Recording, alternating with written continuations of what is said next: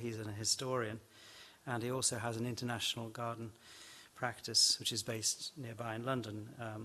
He has many fingers in many pies. He's a gardens advisor to the Royal Historic Palaces. He's a landscape advisor to the Crown Estate Paving Commission in Regent's Park, and a founding member and president of the London Parks and Gardens Trust, which some of you may be very familiar with. If you want to get an idea, a snapshot, I do recommend you look at Todd's website to get an idea of the range and the diversity of his garden designs, both here and abroad, public and private, including my own current favourite, which is the King's New Kitchen Garden in Hampton Court. Makes my allotment look rather sad. Todd's published with us 2 major books, and they are The London Town Square, which he published in 2000, London Town Garden, I beg your pardon, and The London Square, which is this book here. Which I've just destroyed your slides. Sorry, Todd. I've given the lecture. So, but that's not what Todd is talking about this evening. He's actually talking about something far more specific, or a person far more specific, who's actually with us here tonight, Eileen Hogan. And Eileen has worked a lot with artists, with gardens, and I came across her particularly with a recent, which is a lovely little exhibition at the Garden Museum, Eileen Hogan, Artist Not in Residence. And I do recommend this to you. It's a wonderful read and a very wonderful volume. And we at the Yale Centre for British Art, which is our sister organisation, are producing an exhibition of Eileen's work at the YCBA next spring. So this is a very timely and opportune moment. And I think that's enough of me, and I'd just like to introduce Todd to take over and take us through. Thank you very much, Todd. I'll just squeeze past you. Hello. Try and sort this out. Can someone do this for me? I don't know. There's this keypad. Thank you. Oh, the mouse. Hooray. Thank you. Can you hear me? I'm sorry I apologize to Eileen for having blown her cover. She said she'd come here incognito, and she's found herself on the first slide. So there we go. So I hate following scripts very carefully, but this evening I'm going to, because I spent a long time thinking about Eileen's work, and it's resulted in a paper which is going to be published by Yale next year, and I received the proofs today, so looked okay. And I'm going to use that as a basis for my presentation this evening. So it's not awfully long, but I hope it'll explore subjects that are interesting to you. So I've titled my talk The Three Perfections.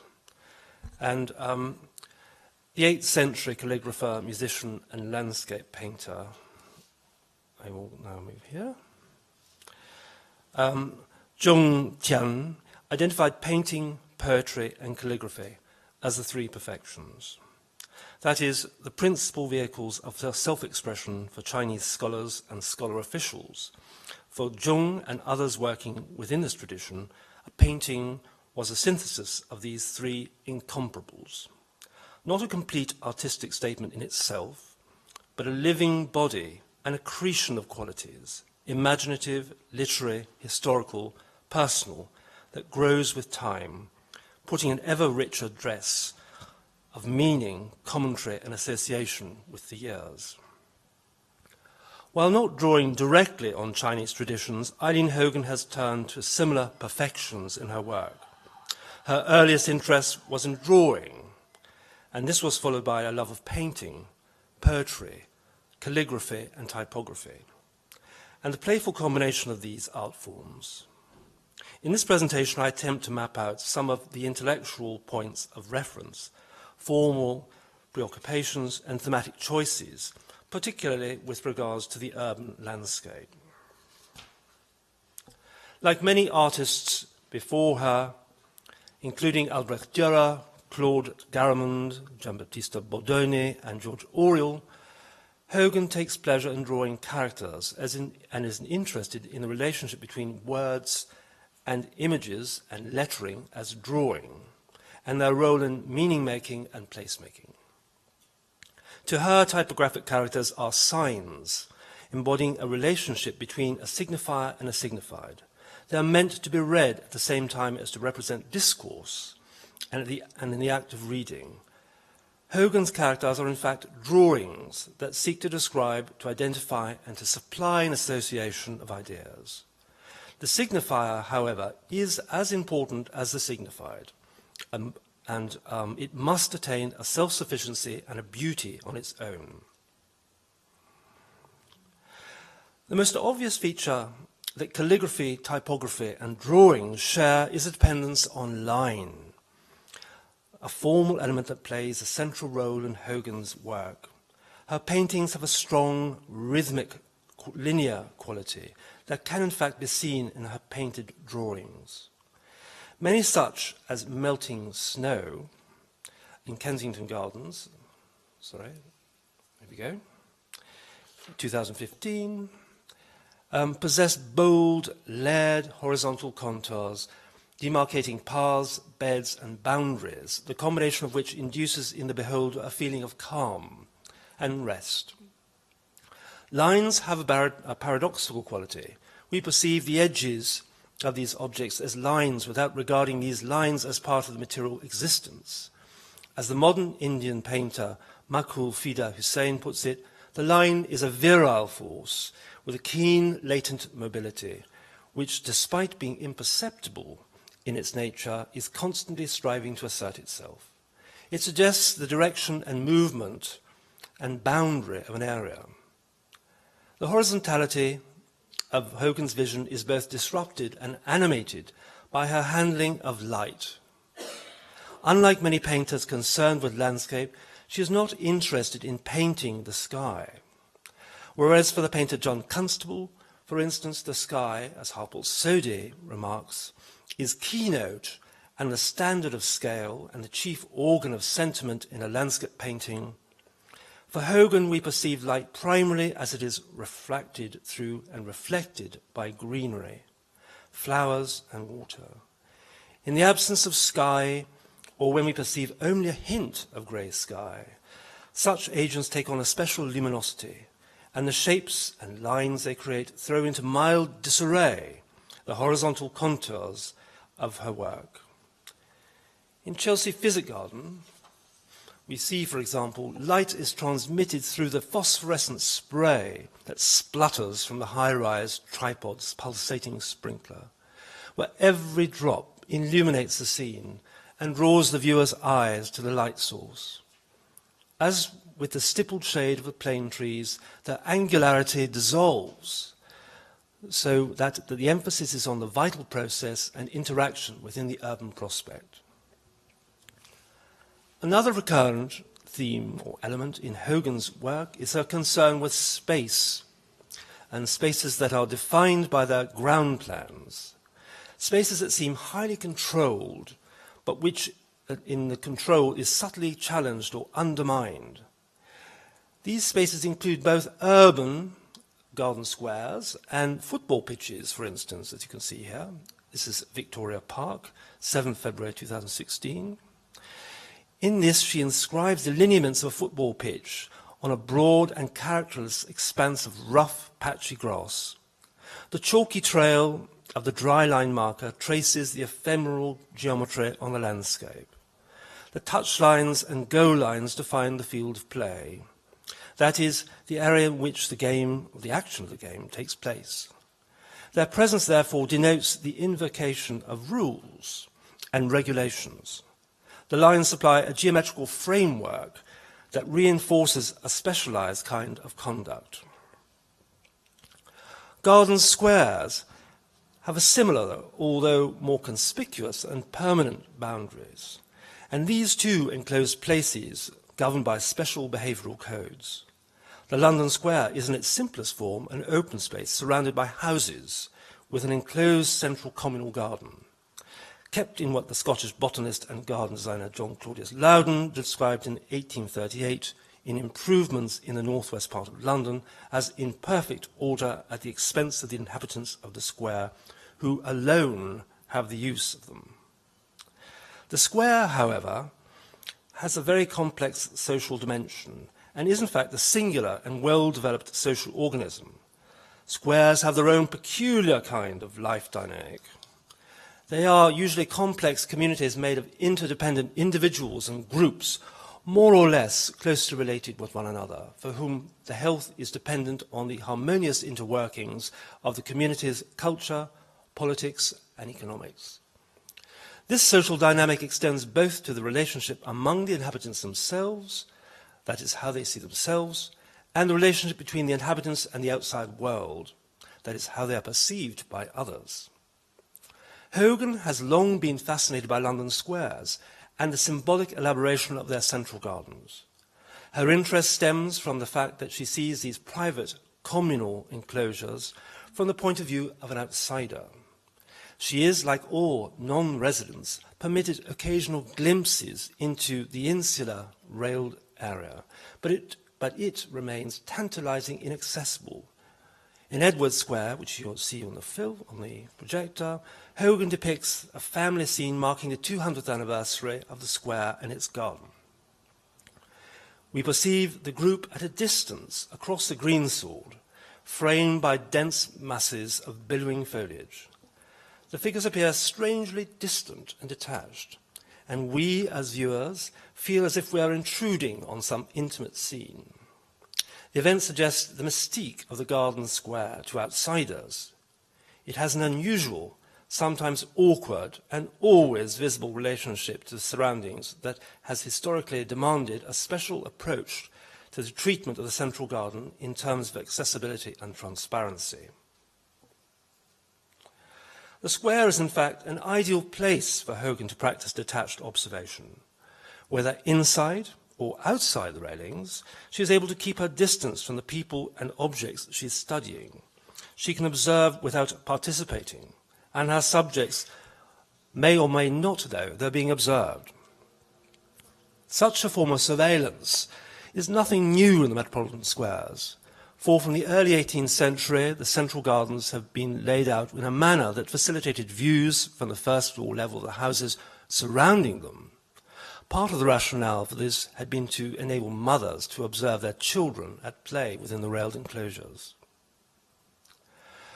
Hogan's concern with the square is then a concern with space that is mapped out very precisely in architectural, formal terms, yet that also determines the quality of urban life and plays a participatory role in that life.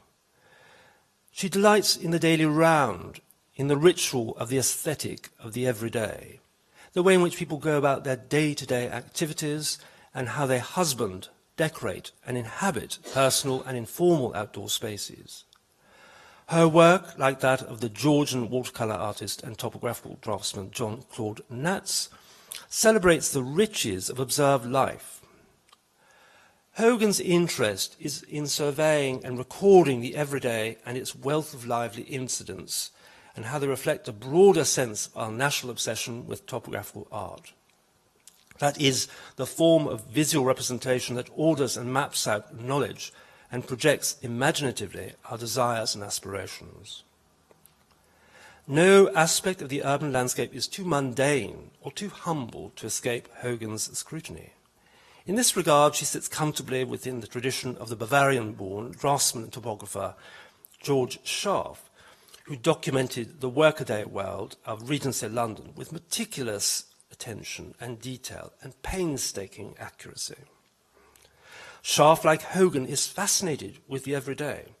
As Joseph Amato puts it, in the everyday life of how the ordinary becomes extraordinary, that mix of things, people, thought and actions, memory and imagination, work and habits that create a sense of place.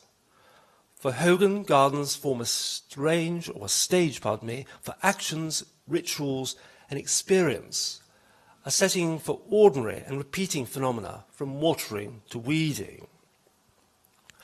Whilst Scharf's views are animated by people and their going about in their daily round, Hogan's are less populated. In Bryanston Square, I think I'm missing a slide, but there we go, I'll go backwards. So there we go, Bryanston Square. For instance, she portrays a pair of empty benches in a heavily snow-laden garden.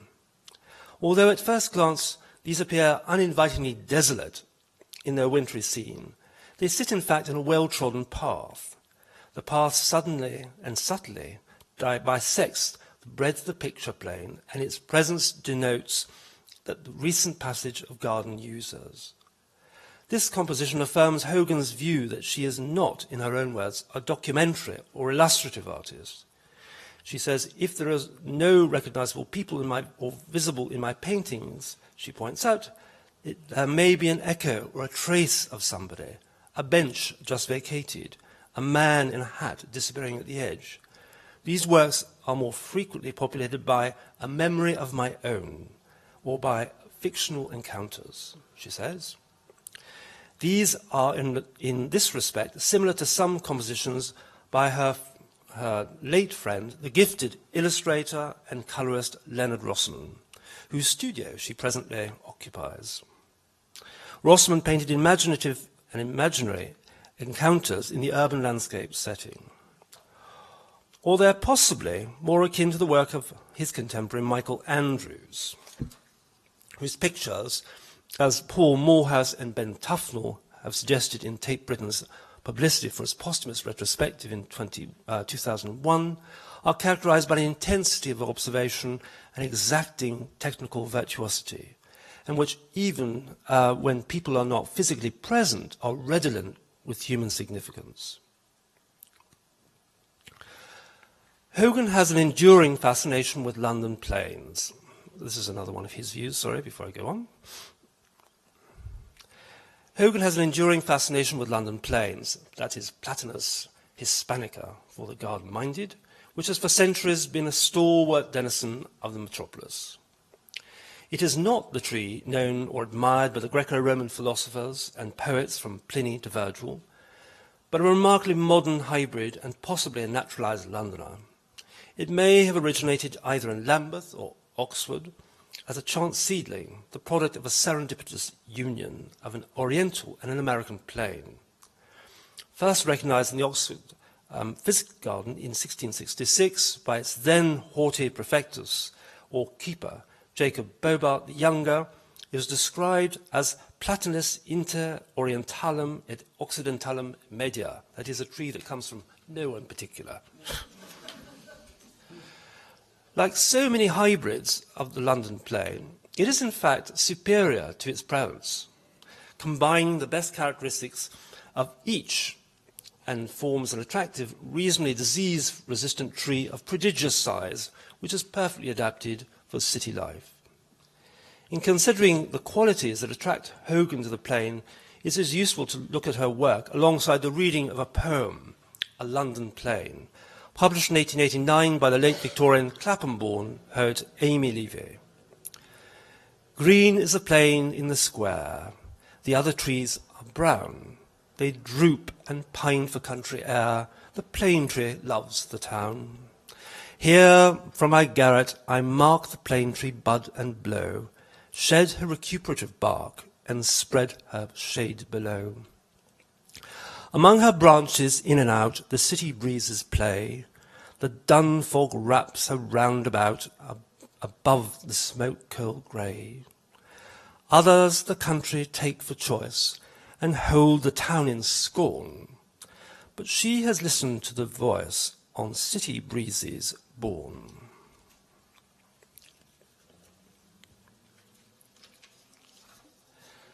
Levy is an urban poet just as Hogan is an urban painter. Levy's verse, like Hogan's brush, vaunts the special qualities of this remarkable and ubiquitous tree, which is so perfectly adapted for city life. Levy, however, gazes through the garret, the transparent film of her garret pane, like a spectator confined from outside life, whereas Hogan observes en plein air and at close quarters. And although captivated by the plain's giant bulbous trunks and angular boughs, she more frequently focuses on the distinctive, scaly, mottled, olive, cream and grey bark, emphasizing the regenerative quality of the tree. An anonymous contributor to the Gentleman's Magazine in 1787 relates that the Romans regarded the tree as consecrated to social pleasure, and quotes Ovid's description of the genial plane, Platanus genialis, that serves to nourish genius and to heighten the enjoyment of life. The tree's geniality was conferred by its ample shade, that, according to Henry Stafford Osborne, writing in 1852, induced the virgins of Sparta to assemble round it, singing, "Reverence me, for I am the tree of Helen," a custom again assuming a place in the engraving in 1804 after a drawing by Jean-Claude Natz, which shows once more and attests to the pleasurable social pursuits associated with the plane tree. Hogan, like Levy, sees the plane as a scene of interaction characteristic of the city rather than the classical rural idyll. Levy, in her third stanza, describes the breezes, the fog, the smoke, all actively engaging with the tree, that is, play, raps, curls. Hogan, in her Temple Gardens, captures, in the showers of stippled shade thrown out by the plane, a power to dissolve the angles of urban architecture. These Leviathan trees are not dominant attributes of the scene, but are projected as curiously indecipherable on account of their disruptively patterned Plantenmuster, that is, plane tree camouflage pattern, as the Germans call it, and becomes part of the generalized play of light. In Hogan's work, then, the plane is almost a defiant gesture, insofar as it affirms that the spaces and the visual effects that the artist finds most alluring and distinctively urban. In exploring the possibilities of a tree so closely associated with London, the artist establishes a divergence from the Western tradition of landscape painting, which, when not settling for blandly descriptive versions of the topographical, has veered towards aesthetic and compositional preferences, for example, those dictated by the sublime and the picturesque, and has drawn the artist towards scenes of rural nature. Despite her interest in control and architectural order, moreover, Hogan also explores aspects of digressive, anthropological, poetic, and mythic experiences of space that the French Jesuit and scholar Michel de Certeau, in L'Invention du Quotidien, or the practice of everyday life, associates with the experience of walking through the urban milieu. For those who are unfamiliar with de Certeau's investigations into the realm of routine practices, or the arts of doing, such as walking, talking, reading, dwelling, and cooking, were guided by his belief, despite repressive acts of modern society, there exist elements of creative resistance to these strictures enacted by ordinary people. In the practice of everyday life, he outlines an important critical distinction between strategies and tactics. In this battle of repression and expression, according to him, strategies are employed by those within the organizational power structures and are deployed against some external entity to institute a set of relations for official and proper ends. Tactics, on the other hand, are used by those who are subjugated. By their very nature, tactics are defensive and opportunistic. For de Certeau, this digressive, anthropological, and mythic experience of space escapes the imaginary totalizations produced by the eye, and allows the everyday to acquire a certain strangeness, as it does in Hogan's work. A migrational or metaphorical city thus slips into the text of the planned and readable city. Hogan, in her interest in lines, in paths, in writing, and in the traces of people who have moved on, shares something of de Certeau's sense of a city mapped out by walkers, whose bodies follow the thicks and thins of the urban text. They write without being able to read it, and those whose intertwining pathways are unrecognized poems in which each body is an element signed by many others. The network of these moving, intersecting writings compose a manifold story that has neither author nor spectator, shaped out of fragments of trajectories and alterations of space. In relation to representations, it remains daily and indefinably other. Hogan conveys an understanding of urban space that seems engagingly idiosyncratic. And this essay, or this that I've written this evening, acknowledges this idiosyncrasy, but attempts delicately to situate it within the subterranean tradition of alternative approaches to urbanismo. Thank you.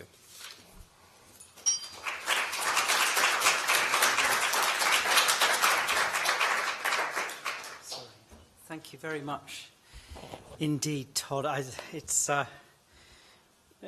Here we are in Bedford Square, which is the quintessential, perhaps the finest London square. And any of us who live and work around here are constantly reminded of the pleasures and the problems that the plane tree causes us. And I was fascinated. I mean, there's so many things that one could reflect on here. This idea of nature kind of almost kind of bursting out of a grid, and it actually, I think it links very well with the talk we heard last week on land art by Joyce Lehman and Nick Allfrey.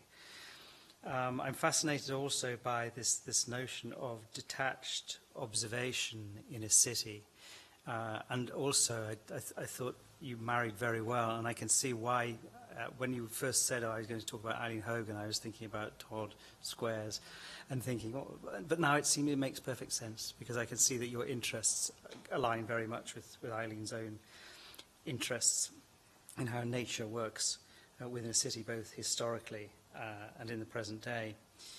I don't want to hog the microphone at all, but I just want to thank Todd, but also to thank Eileen. I think it's a tremendous body of work, and those of you who don't know it, I hope it's been a revelation. So, Todd, do you want to come back and we'll do a bit of Q&A? Yeah, and maybe Eileen would like to say something. Yeah, exactly. I'm completely wrong. So, should we just open it up? Yes. Anything that's on your mind about either Todd's work or Eileen's? Yes. Sorry. Back. Yep. They vary from being quite small to, I don't know how large the largest ones are, Eileen. Are they that sort of big? Yes. She's right in front of you.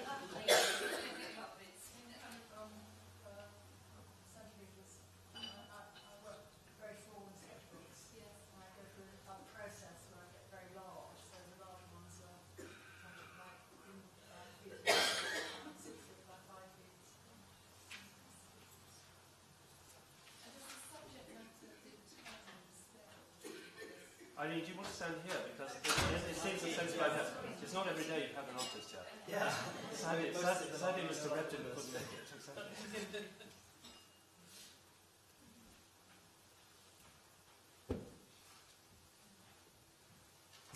Thanks. Todd, thank you very much, actually. I can't believe the amount of attention that you've paid to my work. I think it normally gets paid to artists who have are deceased, actually, rather than those who are living.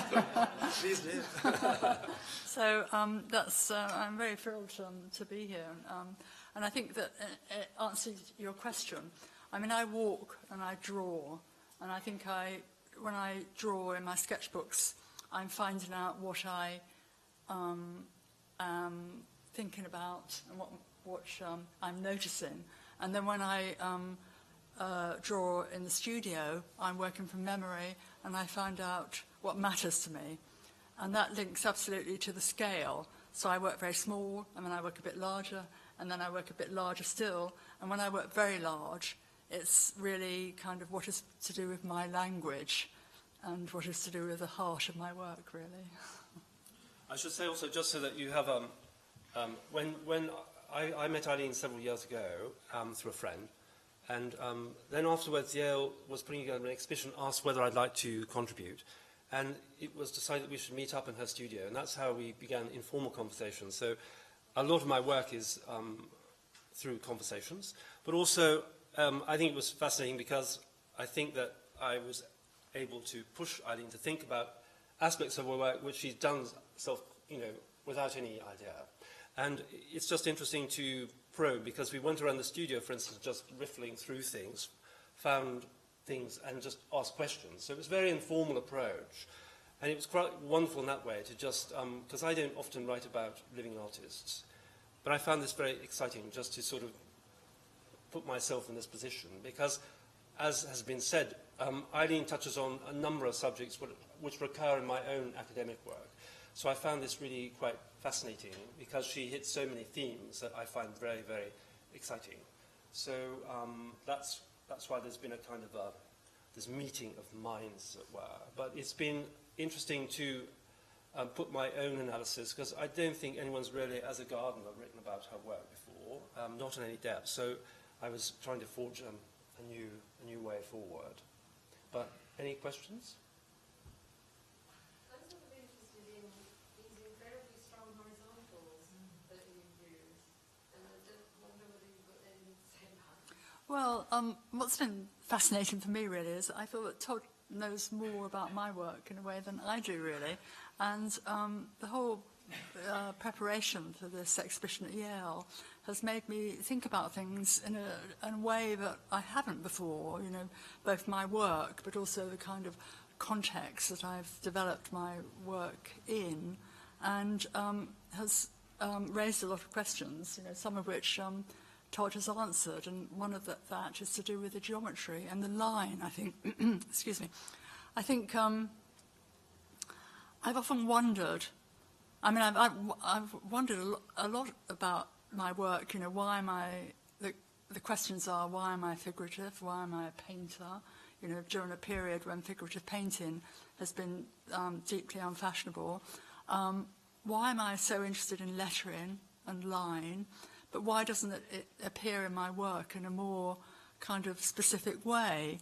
So I was very astonished, actually, when Todd picked up on that very precisely, in the fact that the line that appears in the lettering and the books that I make also appears in the drawings and the gardens, and that kind of filigree, and also the marks in the snow, for instance, the feeling that the snow is like an archive of all the people who've walked across it, and so it's to do with presence and absence.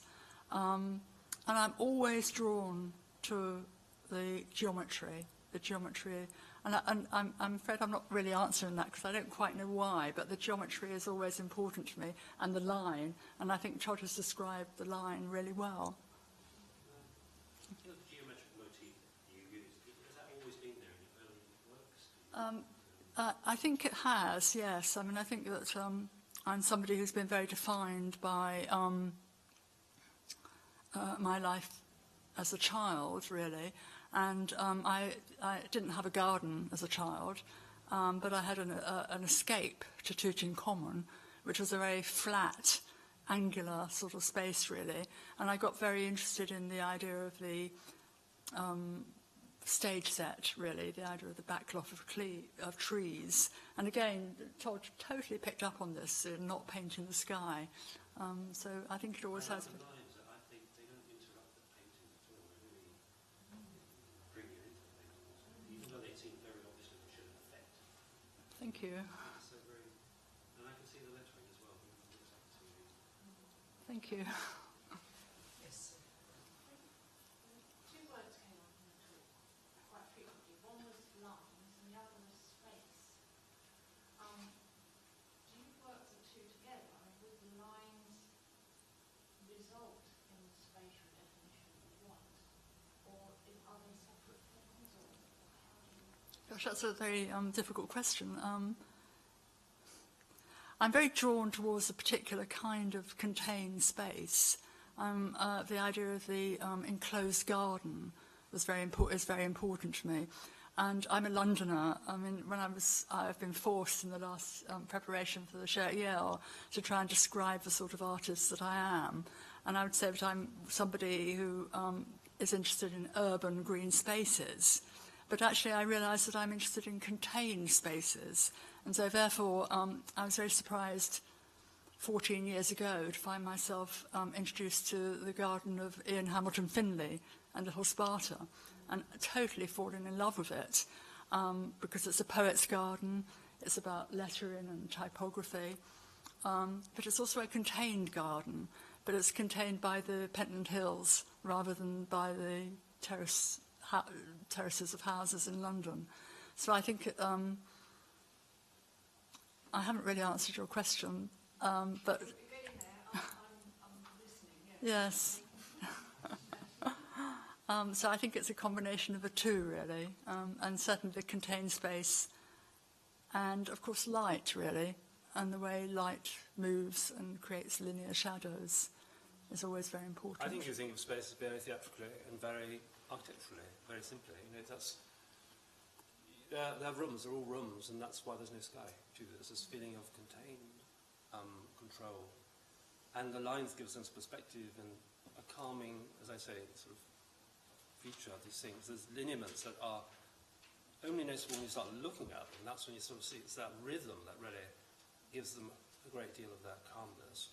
And I think also, as I say, it gives so many other meanings to the space, but it's also about, as I said, control. It's really this idea of sort of having a lot of control in the way that you model the space. But I think it's, I think they are very, very rigorously contained, and that's why I sort of think. And I think, you know, I talked about the typography. I mean, I as a child used to design fonts. I love the idea. And it's all about geometry, and it's all about spacing, it's all about control. And it's the same sort of idea, it's that same kind of care that goes with all these compositions that you can discern. And these are things that I presume aren't done overnight. They're elaborate compositions that do take time to gestate, and that's all part of the rigor, I think, of the analysis, that you don't have to put into words, you just do it. And also the beautiful quiet colours. Yeah, they're lovely. They're really something, they're really, really quiet. I don't mean Roger Craig, because you wait that brilliant. They really are good, quiet, beautiful colours.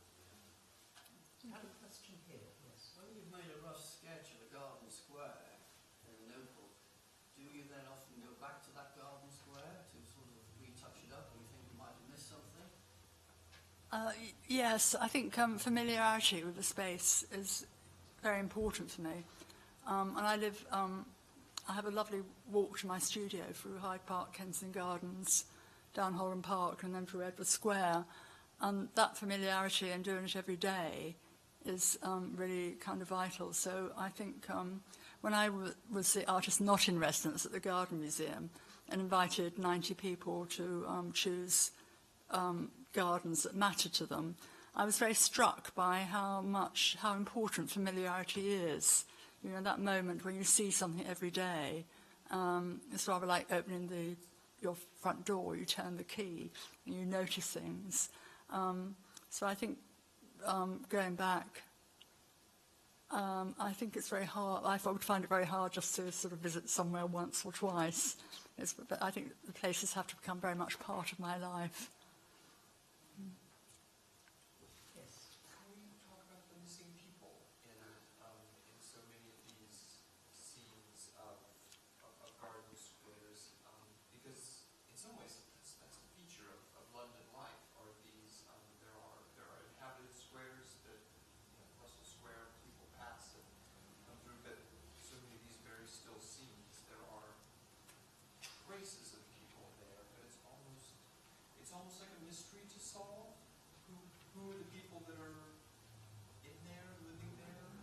Why do we never see people inside? Is this something? You can answer that.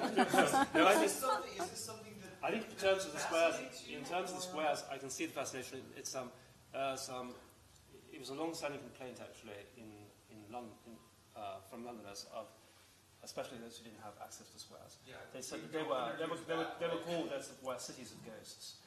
That you had these wonderful spaces yet there was no apparent movement, no action, no one in them, and that was the great complaint, saying they should be handed over to the public so that people can use them. But I think it's all about traces and memory, as Eileen said. This idea that there's it's just this idea of not being specific, leaving some mystery, and invoking the fact that these are places that are used and loved. but you don't know how. And the fact that they're actually used at all in the snow, you see a square here. The fact that people have actually gone out and used it, you can't see them there, but they've cleared the snow, they've made some tracks. And it does imply that there is a kind of wonderful use that's not known to us, but that makes this place special for others. And I think that's rather beautiful, because it just, I prefer the evocation. And as I said earlier, it's this idea that she portrays herself as, in a nice way, a voyeur. She's sort of watching from a distance, and it's that kind of distance that makes these things rather more special, in my view, because where she parted out wouldn't be the same. I think it's that detachment that gives it a quality that invests them in some sort of specialness. I think the public and the private is still very fascinating, because I've spent the last 40 years living and working in London. I started off in Russell Square, then I went to Bloomsbury Square, then I went to Bryanston Square, and I had a good time at Tate, and I then ended up in Bedford Square. And funny enough, this is the square that I probably know the least about in terms of the actual garden, because it's a private garden. You have to have a key to access it. Unlike, Bloomsbury, I used to take it for granted. Russell Square is full of all sorts of, life. Whereas this is a very contained square. And when I hear the noises in the square, I know that it's the French children from the private school across the road, because they're the only children that are in there. And so it's a very interesting, it's a very used square, but it's still a very controlled space. And I think that the squares are still, it's fascinating. This is the way they've always been. I mean, it's been, as I remarked, it's been a criticism, but the squares have always been used, and they were contrived. In my view, it's not easy to find all the records, but the squares were made primarily for the use of children. They were nurseries where they would meet, and this is these nurseries in a great sense where they would make their social connections as well. And this is where they would be frog marched around the square, get their exercise, they meet their cohorts. They were all from a similar class and background. I mean, they were remarkable places for incubation, as it were, these social classes. And but they were very regimented, and they were used only at very particular times. And there's something, I think, when you live on a square and you have access to a square, there's something rather wonderful about not using it. This was this is the whole thing. You have visual access to the square all the time from your first floor apartments right here, but you don't have to use it. And that was the thing that irked everyone that didn't have access, was the fact that these people live on this thing, they don't use it. But they can't equate the pleasure of living and seeing something at a height, rather than sort of actually participating in the pleasures of actually walking around and using the space. I think there's something too about being an outsider and wanting to be inside, not having the key to get into the garden square. And then when you get the key to the garden square, it's a very different kind of experience, really. So I think it's something to do with the insider-outsider thing as well.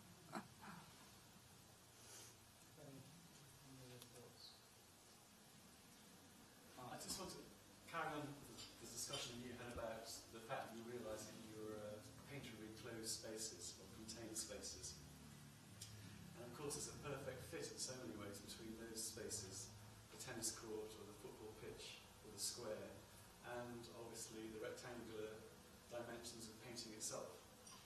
And when I look at your work in relation to things that Tom was talking about, this play that you seem to be fascinated by between the grid, which is very architectural and reminds us of all the lines of the football pitch or the tennis court or of the fence around a square, and then also the way that nature will play or disrupt or overlay that grid.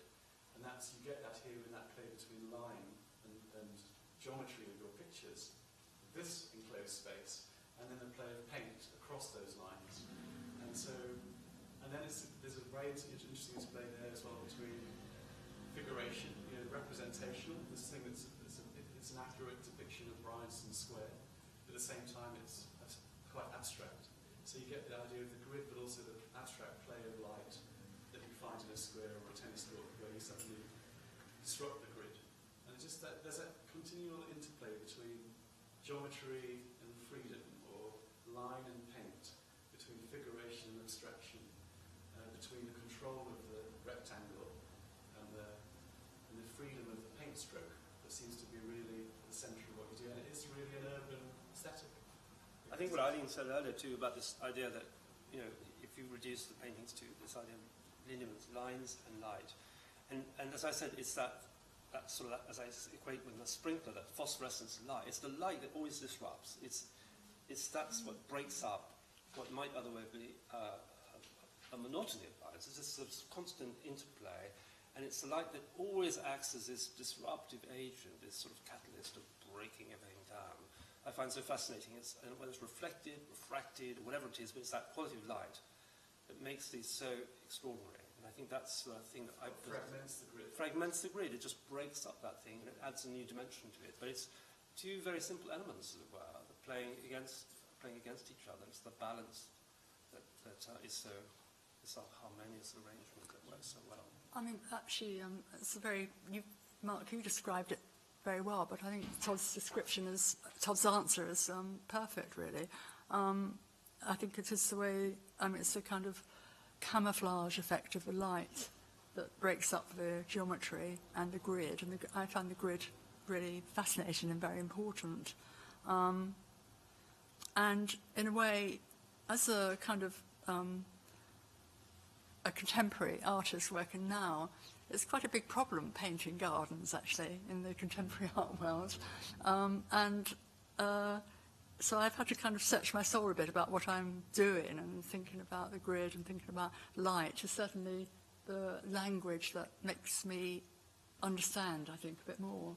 I think that's the one last thing which I'll conclude on is this idea of the plane tree too, which I think is just so extraordinary. When you look at this is the perfect circumstance. It shows how reluctant to sort of to describe the tree in any sort of, you sort of see this thing, but it dissolves. I mean, there's this idea of the line, but it's constantly being broken up. And this idea of the Plantenmuster, which is that idea of camouflage, but against the day of light, and it's all about this idea of strong lineaments being destroyed. And pleasure, I mean, I've seen loads of these trees with planes, and I just think it's absolutely riveting. I love plane trees anyway. It's that wonderful mottled bark that you see in so much part of London. And the way that's projected, there's a very beautiful illustration in the book that is going to be published in works, and my essay is just, I don't have it here, it's a spectacular illustration of that quality. And it expresses very succinctly what Marcus said earlier. Can I just say one last? I mean, it's very interesting to think about your work in relation to other artists who are really who seem to be at the centre of what's interesting about painting. I mean, whether it's Peter Doig or Irving Anderson at the moment is getting so much attention. There are so many interesting. I've just done this show at Yale of George Shaw's work, which also has this absence, which is fascinating with geometry, but also has this absence. I mean, very, very different in ways, but fascinated by human absence as well. And it feels like this is there's a really interesting constellation of artists who are working together to try and do stuff with painting, which is there's shared interests. Well, I feel there's a kinship between artists who've been engaged with nature, really. And I like George Shaw's work very much, actually, and I think that he was somebody who, the wood at the back of his council house was extraordinarily important to him. And although it was a place of escape, I think, for him, it was a place of all sorts of other things too, old plastic sheets, pornography, bottles, teenage sex, all sorts of things. I didn't have a garden, and I haven't tried to recreate a garden for myself by gardening, and I often get embarrassed by people asking me questions about gardens which I can't answer. But I've found gardens in a lot of different places. I found Tutankhamun was a place of escape for me, and that's still very important in my work.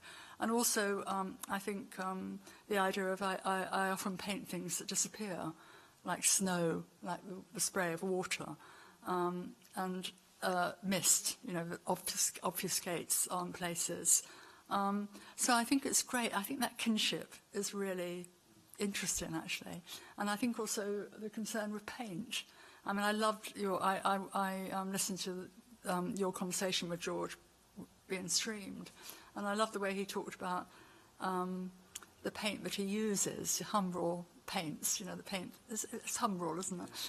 The paint that you associate with kind of, I don't know, painting cars and things, very viscous kind of difficult paints to use, really. I think there is, you know, there's something's going on, I think, really. Well, I think it just remains for me to thank both Todd and Eileen. It was a real treat.